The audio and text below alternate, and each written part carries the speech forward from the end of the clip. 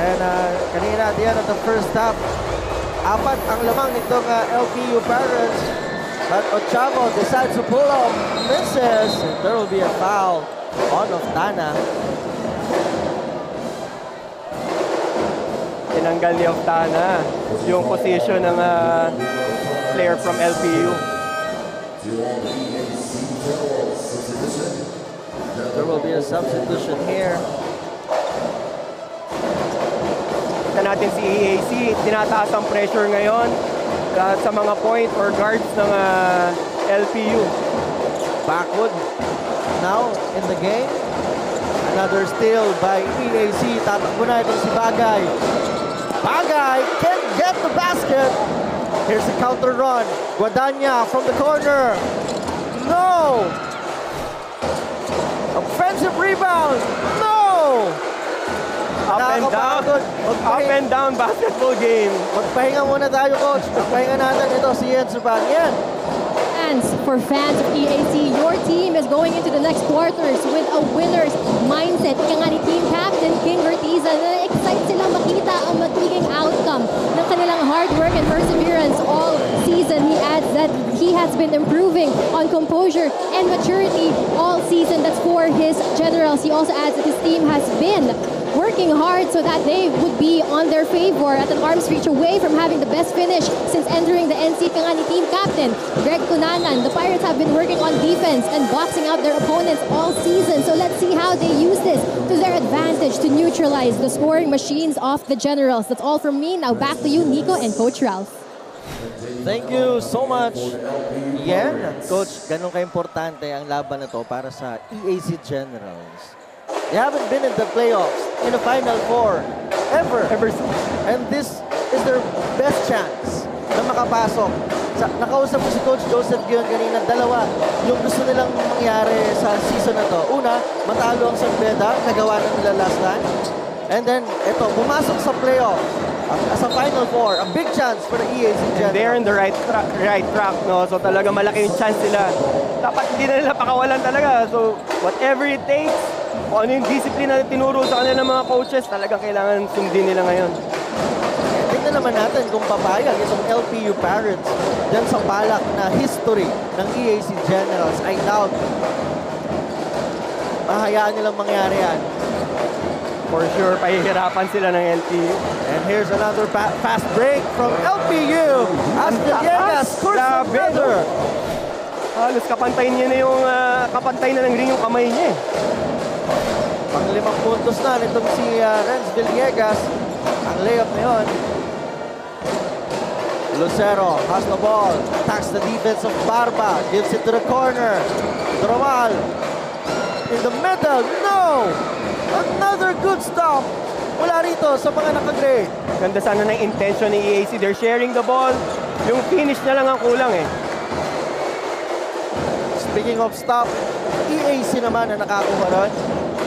22-18. Loristo gives it to Lucero. Malakas ang pasa. Makukuha ba? Yes! Ato Barba. All alone. Automatic na kay Barba yan. Pag nagmintis yun, himala. At makikita mo lagi yung mukha ni Barba, di nagbabago yan. Makakashoot yan, walang celebration. Nakita niyo yung focus talaga sa game. May tawag ang mga Gen Z dyan, coach. Anong tawag dyan? Nonchalant. Yeah. Yan. Di ba? May mga nonchalant facial expression. Yung walang pake, pero alam mo, marunong, magaling. Ito naman yung fast break ni Villegas kanina. And ito yung steal by LPU. At yung sinasabi natin, nonchalant layup ni Ato Barba. Walang kayabang-yabang. Trabaho lang talaga. No emotions, all work. EAC has the possession. Urtiza back in the game. Gives it to Pagsanhan. Will fire. Nothing is working for EAC. But Pagsanhan able to try to get a shot, but another miss. Ganda ng execution ni EAC. Dalawang staggered, open shot, again basket. Yun na lang ang kulang. Eto na, ang tira mula sa labas. Magmimintis na naman dito. And EAC gets the ball back. Pagsanan will try once again from the outside. Can he make it? No! Good shot eh. Talagang dapat punin mo pa rin yun eh. EAC is 0 out of 10 from the 3-point line. Tapos next play, actually yung mga coaches na sasabihin niya, next play, next shot, just look for open shots na para sa'yo, no? Cunanan misses. Oh, board there. Toromal has the ball. 5:41 remaining in the first half. Gurtiza. Nothing. Pero nakuha pa rin nilang bola. Gurtiza is fouled on the way out. Siguro yun na isang pinakamagandang gagawin nila. Kung hindi talaga sila nakakonect from the outside, I think it's better if they attack, if they look for the points in the paint. If they can make it from the outside, attack the basket. At may timeout muna tayo. Magbabalik ang NCAA Season 100.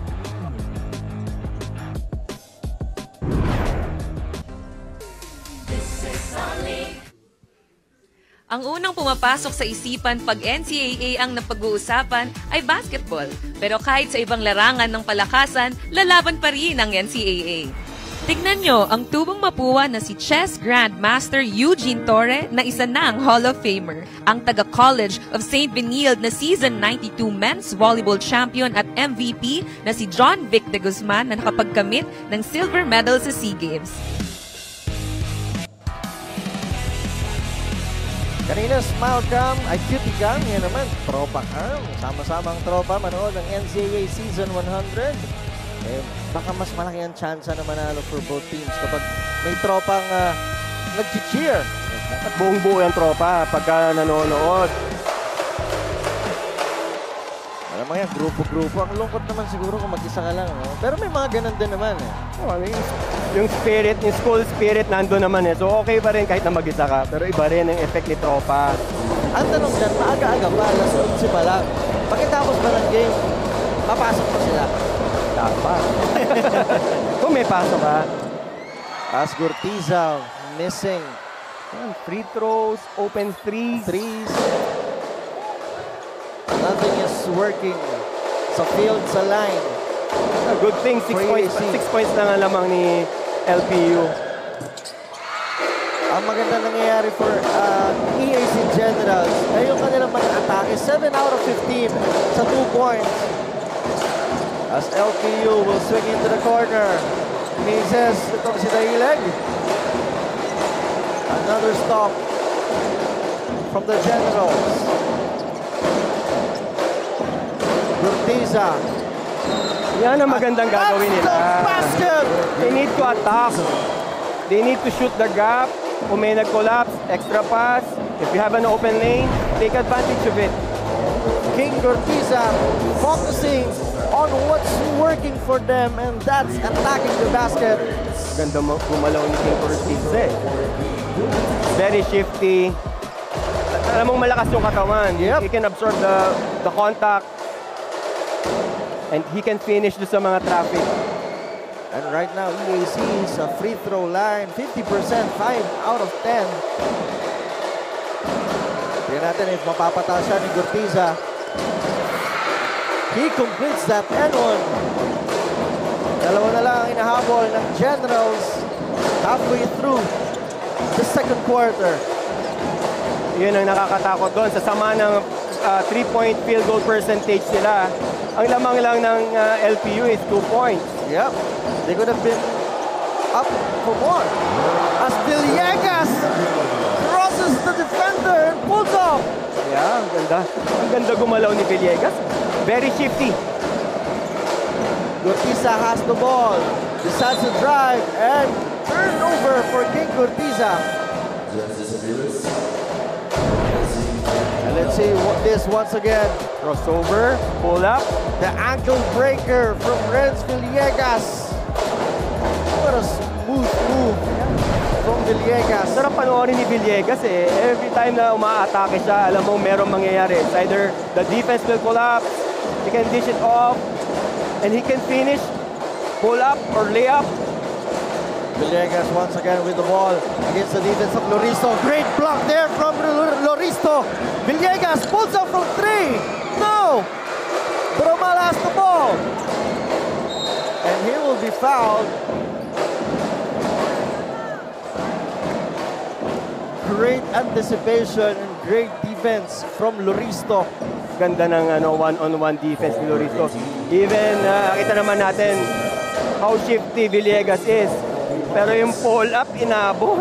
Ang ganda ng length ni Loristo eh. Ginamit ang haba talaga itong si Loristo. And for Villegas, kung ikaw yun, hindi ka na pupunta kay Loristo. Kaya hindi ka na mag-ISO ngayon. Wala palang mismatch. A steal by Montaño. 4 minutes remaining in the first half. Cunanan orchestrating here. Lalabas sa corner si Villegas. They will swing the ball. 8 to shoot for the Gray Shirts. Montaño misses. Layo nun. Pero Montaño can make those shots. Alam naman natin. Ang atake ni Pagsanahan. Mintiston. But Gurtiza able to get it to the Romal. Once again, misses from the outside. At may foul pang tatawagin against EAC. It's an open shot for the Romal. 0 out of... Wala pa rin ba? Wala pa? Wala pa rin 3 points. 0 out of 12. Pero inaano nga natin dyan, hinihintay natin yung law of average. Yep. Alam naman natin kung di ka kumokonek ngayon, averaging sila 20 to 30% sa 3-point field goals. Malamang papasok yan kung open shot pa rin yan. Ang hindi naman na off night, ang depensa nito nga EAC. Correct. Doromal to Pagsanhan. Gives it to Gurtiza on top. Gurtiza against Montaño. Drops it off. Ito naman. Swings to the right. Is this the first one? No! Wala pa rin. What you want from EAC is they keep on shooting. Timeout muna ang tatawagin nitong si Coach Gerson. Magbabalik ang NCAA Season 100.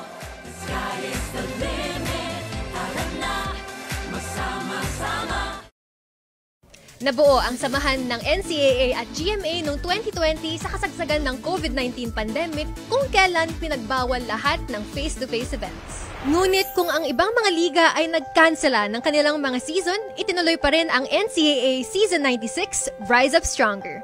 Online, ginawa ang halos lahat ng mga sports events kasama na ang opening ceremony. Nagkaroon din ng virtual chess at taekwondo tournament at live. At ngiti-ngiti naman para masaya ang buhay. Sabi ni Bo Belga last time, libre yan. Oo. Walang bayad yan. Baka yung smile nyo, yung ganda ng ngiti nyo, mapunta sa mga player, gumanda laro. Ipakita mo, di ba? Sabi nga, ipakita mo kung anong meron ka. Yeah. Maganda naman yung ngiti. Bakit hindi? Di ba? Ganda, gumaganda lalo sila eh. But right now, I'm looking at Coach Gerson. There's no smile from his face. Maybe because of those misses from the outside, Coach Rob. Alam mo, hindi ka talaga mapapangiti kung yung field goal percentage sa 3 points ang pag-uusapan. As Jacob misses from that short distance. Tama yung point ko eh. Ang defense naman nila, yun ang walang malas dyan eh. Lagi pinipreach ng coaches. If you're not making those shots, yung defense. Pero yun nga lang, nasutan sila rin sa possession na yun. Not on that play. 28 to 22. As Loristo was blocked by Maclon Budanya. Nice timing by Maclon. Nasa kanya rin ang bola rito. 15 to shoot for the Gray Shirts. Barba, free from the 3. No! Almost a turnover there from EAC. Pwede rin nararamdaman ng both teams yung pressure ng game na to eh. Yes. How important this game is. Pagsanhan, 10 to shoot. Pwedeng maka-affect sa tira talaga nila. Doromal pulls up, misses once again, and there will be a foul. Even yung pull-up shot ni jump shot ni Doromal. Normal na sa kanya yan eh. This is the last play of Aviles to Montaño. What a find from Aviles. Ito naman yung block from Maclon Guadagna. He's not just an offense guy, but also defender on the play. Yun ang kagandahan dito sa dalawang teams na to eh. all of their players are two-way. Hindi lang point. Most of them can really play defense. Individually, individually. One-on-one. As Loristo making that first shot from the line, they are 6 out of 11. 54.5. Misses on the second one. Cunanan, tatakbo na. Tatlong dumipensa. Sabi niya, saglit lang. Montaño gives it to Aviles down low. Against the defense of Loristo. Look at Aviles, but Gortiza rejects the shot. Good help by Gortiza. Pagsanhan! Free for the layup. That's his 11th point for today. Napakawalan. That's a defense to offense play from the Generals. Kung hindi ka tumatama sa 3 points, go on your transition points, shaded inside points, yun ang pinakamagandang kunin mo. Ito na naman si Pagsanhan. Gives it to Gortiza. Loristo. Swings it to Pagsanhan. Bagsak itong si Jacob.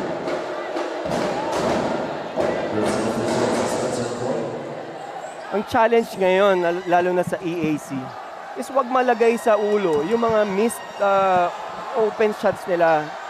Basta good shot, just keep on taking it. Yun ang dapat nilang malaman. No? Dapat nilang they should still be motivated today. Mark Jacob down on the floor. Let's see what happens there. Was that a hit? Meron ba? From Cunanan? Sagat. Gitnang-gitna. Masakit yun. Nasikmuraan ba?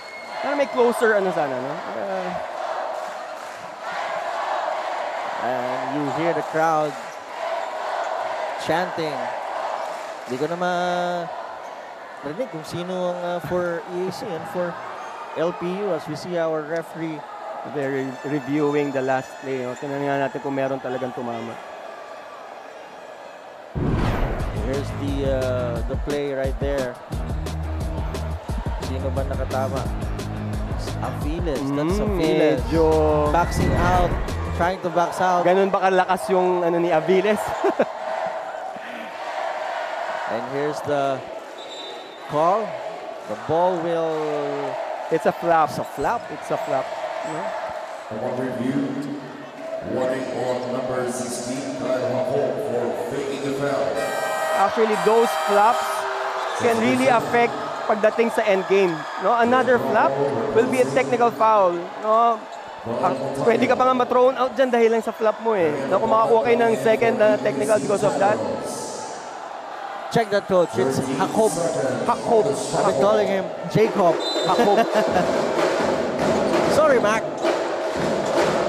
Gortiza now EAC with the possession. Jacob misses. LPU has the ball now. Under a minute remaining. They are up by 3, 28 to 25. There's the ball screen. Cunanan getting a screen from Bravo, hindi ginamit. 6 seconds. Bravo, 5 to shoot. Guadagna from the top of the key misses. Good defense by the EAC. Nice rotation. China-challenge lahat nila yung mga shooters. Gortiza attacks, gives it to the corner. Pagsanhan drives, misses. Offensive rebound misses. Third opportunity is good. Ginamit ni Umpad yung height niya dun sa play na yon. Barba can't get it. 7 to shoot. Guadagna fakes. 4 seconds. Aviles able to get a shot before the time expires. Alam natin talaga magiging close tong game na to. Look at the hassle from both teams. Getting those offensive rebounds and scoring. Walang bumibigay, no? Walang bumibigay. That's Both the teams. same way to the other side. Macleod Guadagna able to get a pass. Going to Aviles for the looper. And after 2 quarters, LPU up by 3, 30-27 against the EAC Generals. Magbabalik ang NCAA Season 100.